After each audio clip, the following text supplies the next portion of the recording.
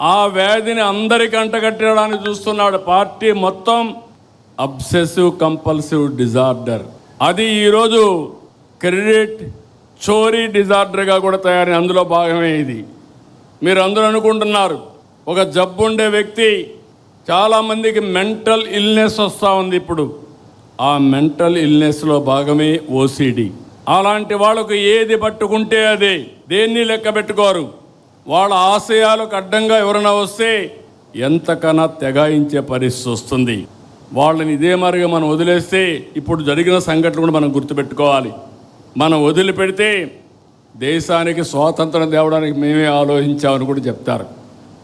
అది నమ్మతారని కాదు, వాళ్ళ మనస్తత్వం. ఇంకో పక్క మీరు గుర్తుపెట్టుకోవాలి, సింధూరుకు కూడా డ్రోన్ ఆలోచన నేనే ఇచ్చానని చెప్పే పరిస్థితికి వస్తారు. ఫేక్ ప్రచారంతో ఒక పటిష్టమైనటువంటి యంత్రాంగాన్ని ఎస్టాబ్లిష్ చేశారు. వీళ్ళు మాట్లాడతారు, వాళ్ళ పేపర్లో పబ్లిసైజ్ చేస్తారు, సోషల్ మీడియాలో విస్తృతంగా ఈ ఫేక్ ప్రచారాన్ని చేసి కడాన మనకు కూడా అనుమానం వస్తుంది, ఏంట్రా ఏమైనా జరిగిపోయిందా అని. ఆ పరిస్థితి తెస్తారు.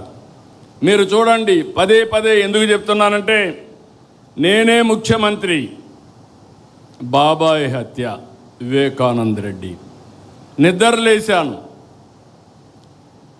న్యూస్ వచ్చింది సాక్షిలో, వివేకానంద రెడ్డి గారు చనిపోయారు.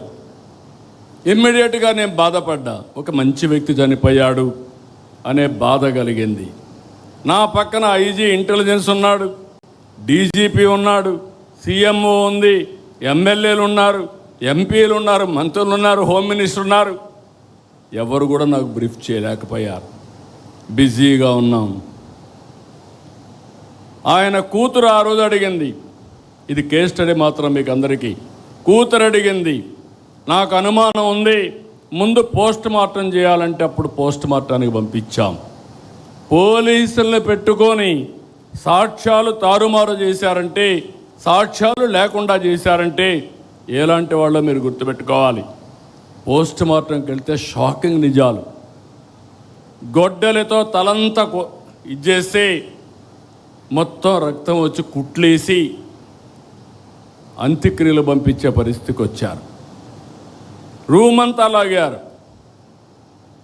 బెడ్రూమ్ అంతా కూడా బెడ్ మార్చలేకపోయారు, కానీ బెడ్ అంతా రక్తం, గోళ్ళంతా రక్తం కడిగారు, కానీ ఆ మరకలు చెడపలేకపోయారు. అక్కడి నుంచి సాయంత్రం డ్రామా మారిపోయింది. ఆ డ్రామాను మీరు చూసే సాయంత్రానికి నా తండ్రి చనిపోయాడు, ఆ రోజు చంపేశారు, ఇప్పుడు ఒకే దిక్కు పెద్ద దిక్కు మా చిన్నాన్న, ఆయన్ని కూడా చంపేశారు, పెద్ద దిక్కు కోల్పోయాను. వాళ్ళ చెల్లెలు నమ్మింది. మీరు గుర్తుపెట్టుకోవాలి, it is not that easy.